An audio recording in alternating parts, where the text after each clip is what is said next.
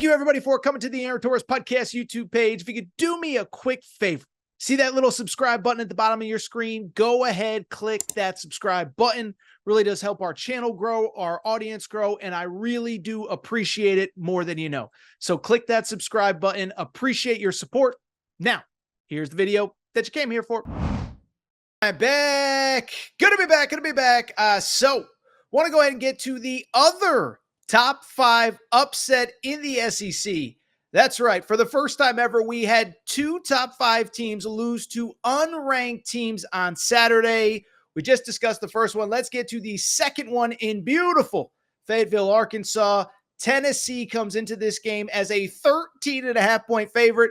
And I'll be transparent. I don't think very many people saw this coming, okay? I did radio hits in Fayetteville and Tennessee and in Knoxville on Friday. Tennessee fans were already like, we think we should take care of this one. Arkansas fans are saying, I don't know, Tennessee's pretty good. And then, as the kids say, that is why you play the games. Because how about this? Arkansas, as I just said, a 2-touchdown home underdog. The absolute stunner, a 19-14 victory, the game-winning touchdown with a backup quarterback, your star running back banged up. You find a way to get the win. And with it, baby, I just got one question. Can anything stop the Big Pig invasion? Can anything stop the Big Pig invasion? I'll tell you what. I'll spare you the T-shirt slogan today. Just make sure you're following our Torres on the Hogs account because it was popping on Saturday night. So let's go ahead and dive into this game. And listen, I'm going to be transparent, okay? I don't really root for anybody except for the UConn Huskies. But when I say that there isn't a fan base that is more deserving of a win like this, it is hard for me to think of any that has been on the brink more than Arkansas fans, okay? So many close losses in recent years. We'll get into all of them. But the scary part was for Arkansas was you played quite literally as good of a first half as you could have played, and you were still only up 3-0. It was kind of incredible. I want to make sure I pull up the correct quote here, but Holly Rowe going into halftime, she literally said to Sam Pittman, she said, "Coach, your team is dominating everywhere but on the scoreboard." I think the total yardage was like 232 to 73 or something like that. I had the stats. I lost them somewhere along the way, but it just shows you it was complete domination early. You missed a field goal. You missed a couple fourth downs, This one should have, I think Herbstreit and Fowler said this should have been 17-0 at halftime, and it's 3-0. And what was shocking to me, not really shocking, honestly, the number of Arkansas fans that were saying to me, Torres, we know how this is going to end. We've seen this script before. It's just not going to happen. And the scary part was, if you watch the game, you know that it played out exactly like that. Arkansas up 3-0 at halftime in a game that they dominated. What happens? Tennessee comes out, first series of the second half, immediately drives the length of the field, immediately scores a touchdown, and you say, here we go. Dylan Sampson, touchdown run, 7 plays, 75 yards, right out of the halftime locker room like nothing. Then they're up 7-3. Then they go up 14-3. And you kind of think, here we go again. The route is on. Or maybe not the route is on, but maybe more so another game that Arkansas could have won, maybe should have won, and it's just going to fall through the fingertips. But then a funny thing happened. Just an incredible comeback. And listen, it was keyed by so many different guys, right? First touchdown drive.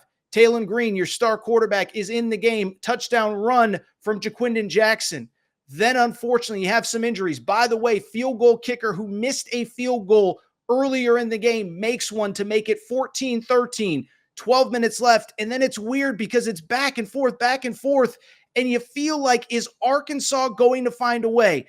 Their star quarterback, Taylon Green, gets hurt. He's out. Malachi Singleton is in. How about this? On top of that, Jaquindon Jackson, who scored the touchdown to make it 14-10, he gets hurt. And a running back named Braylon Russell comes in and makes a couple big plays. And then all of a sudden, boom, you're in the red zone. Malachi Singleton scores the go-ahead touchdown in a play where Tennessee was clearly trying to let him score.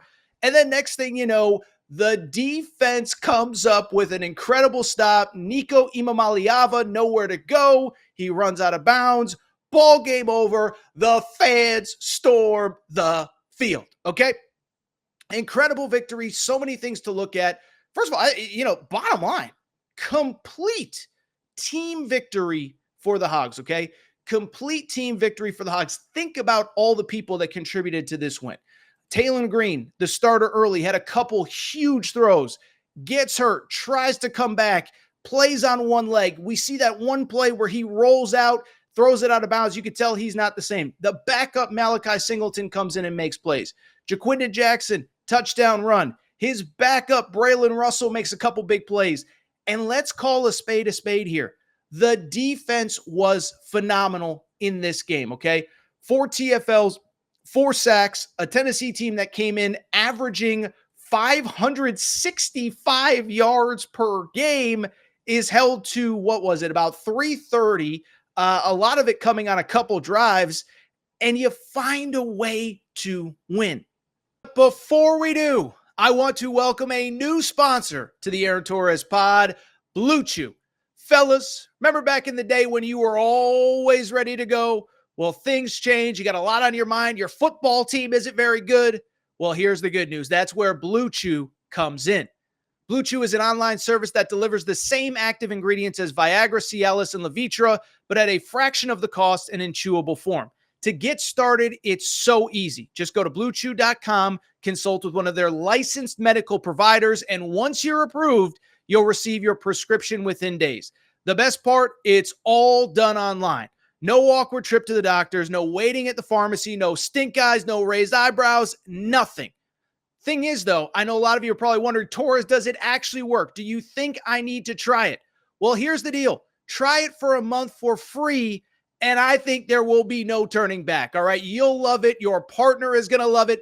Your football team may stink, but you'll be rocking like the 85 Bears between the sheets. So go ahead, try it out, and here is the great news. We have a special offer for listeners of the Aaron Torres pod. You can try Blue Chew for free when you use the code Torres at checkout. All you got to do is pay $5 in shipping. Go to BlueChew.com, use promo code Torres at checkout. You get Blue Chew for free for a free month, and you only have to pay $5 shipping. Again, visit BlueChew.com for more details and important safety information. Thank you to Blue Chew for sponsoring the Aaron Torres podcast. And so when I look at this victory for Arkansas, I think there's the big picture, there's the small picture, there's all the pictures in between. One, complete team effort, unbelievable win, excited for those fans. But I'm especially excited for those fans because, again, there is no SEC fan base that has dealt with more heartbreak in recent years than Arkansas, okay? Listen, you don't have to be an Arkansas football historian to know. Just go ahead and look at the last 18 months, okay? Last year and a half since the start of last season. Last year, Arkansas went 4-8. 4-8, and how about this? Of those 8 losses, 5 were by a score or less. You have a game against BYU, you're up at the half, you're in complete control, you end up losing that game. Up against LSU, you end up losing late in the game. You lose by a score to Alabama. You lose by a score to Ole Miss. Just think about that. 1-score games. LSU, Alabama, Ole Miss. Those were 3 really good teams last year. If my memory serves me correct, 3 10-win teams, 11-win teams. I think LSU won 10, Ole Miss 11, Alabama won the SEC. You were in the game with all of them. And then this year, don't even get me started on this season where Arkansas, oh my goodness, so many opportunities. You're up, 21-7 against Oklahoma State? Was it 21-7, 21-0? I don't know. I just know I watched that game and you don't win it. And I'm not here to relive the past and relive pain, but it's like, goodness gracious, that game against Oklahoma State, you had close to 700 yards of total offense, and you end up losing. A couple weeks ago, or last week, I should say, against Texas A&M, you're playing the backup. There is no Connor Wigman coming in to save the day. You don't win that game when you're up 14-7. You score 3 points in the final 3 quarters and lose. And so to have this win against a team of Tennessee's caliber, it's unbelievable. By the way, credit our Torres on the Hogs account put this video out. Greg McElroy was speaking at the Little Rock Touchdown Club earlier this week and basically said something to the effect of, listen, man, you all are close. You guys are on the brink. You're on the doorstep. You are going to beat one of these teams. He said, I don't know if it's Tennessee. I don't know if it's Texas, maybe Missouri late in the year when they're playing for a playoff spot. You're going to get one of those teams, and you do. Credit Greg McElroy, but let me also say this. Look at the rest of the schedule. Listen, I don't want to, overstate this. Arkansas is the best team that's ever played football. There are issues that have to get solved. You're going into your bye. Perfect timing for the bye, by the way, with Taylon Green with, I assume, an ankle as I'm recording here. I don't know. But I just bring it up because you're heading into the bye to get healthy. But here's the rest of it. You got LSU at home and then at Mississippi State. Okay, so let's just, I guess what I'm trying to say is that when I look at the rest of the schedule, it's tough, but if you can beat Tennessee at home, I'm sorry, there's no game on this schedule that you can't win, okay? Come out of the bye, you play LSU at home in 2 weeks. It's worth noting, by the way, LSU plays Ole Miss at home next week. Emotional home game LSU. Now they're going to have to go on the road a week later, win or lose against Ole Miss. So you get LSU in an advantageous spot. By the way, 2 years ago when LSU came to Fayetteville, they almost lost, barely won. If I remember correctly, that might have been the Harold Perkins breakout game. But they barely survived last time they were there. You got to play Ole Miss later in the year. This is a stat I don't think many people know. Lane Kiffin has not won in Fayetteville since he got to Ole Miss. 0-2 as a head coach of Ole Miss in Fayetteville. Texas later in the year is going to be tough. I'm not going to lie. But we saw what happened last time Texas came to Fayetteville. By the way, this kind of proves Fayetteville's a really tough place to play, especially at night. Credit to that crowd. It showed up. It was loud. It was rocking. By the way, one more thing. Credit to Sam Pittman, man. Listen, we all know. You don't need me to tell you. The guy needed this win. Listen, I'll let Arkansas fans tell me what is an acceptable season, wins, losses, this, that, the other thing. But you needed to get to a bowl game this year, and you had so many chances early to get over the hump. Oklahoma State couldn't do it. Texas A&M, you couldn't do it. Now, all of a sudden, you're looking at the schedule with Tennessee, LSU, Texas, Ole Miss, Missouri, by the way, still on it, and you say, like, where are the wins?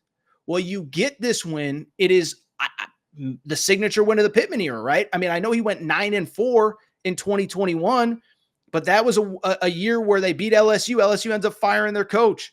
A&M wasn't very good that year. You go on and on down the list. I'm just trying to remember off the top of my head. It's got to be the signature Sam Pittman win. But more than that, it was a Sam Pittman win in a moment in time when he absolutely positively needed one. So credit to him. And again, just take care of business. Beat Mississippi State, beat Louisiana Tech. You're bowl eligible. And then from there, again, I don't think it is crazy to think that you can beat an Ole Miss at home, that you can beat an LSU at home. Missouri did not look unbeatable today. So credit Arkansas. There's nothing else for me to say. Just an unbelievable win. And credit to that fan base. They showed up and they got, I think Pittman even said after the game, they got a memory that they will never forget.